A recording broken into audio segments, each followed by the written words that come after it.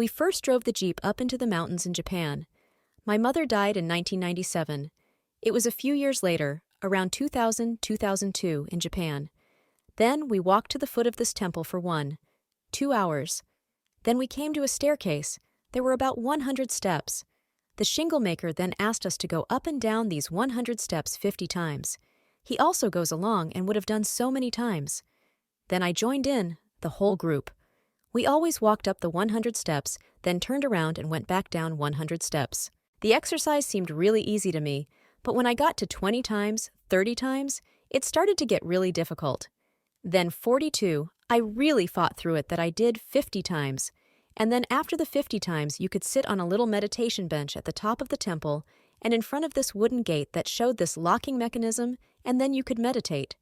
That was the instruction that we should do that. Then we did that. I sat down there, and then suddenly my mother's voice was there and said, "Hello, how are you?" And then she told me I didn't need my glasses here because I asked her. "I still have your glasses here, so you can't see anything." And when I put on glasses, I can see much more clearly, even without glasses.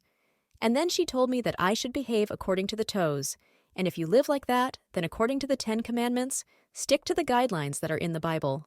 And then when you get over here on the other side, you're really well advised. And then I said, "I actually really want to go to you. I want to stay with you." And then she said, "No, now is even more time for you to stay there. I'll give you the name of the woman who needs the support. So she's in a very bad financial situation at the moment and supports her a little bit, and she needs it, so she definitely needs the money." And I did that afterwards and felt really good. And as she then said, "It's not your time yet, and you just have to go back." And that made me really sad because I would actually like to stay with her. And then later, after 2 weeks, we flew back by plane, and then in the front pocket of my seat, it was a brochure about Japan in German. I leafed through it, and then it said that this temple is the temple through which one can contact the dead. I didn't even know that before. So it was completely spontaneous that this experience occurred. And then I thought that I had ever told myself that before. I would never have believed that. And then it happened that I had contact with my mother there, so that I was able to speak first, or rather I was able to ask questions. He then wants to ask a few personal questions, and then she answered all of that for me. And so that was such an experience for me.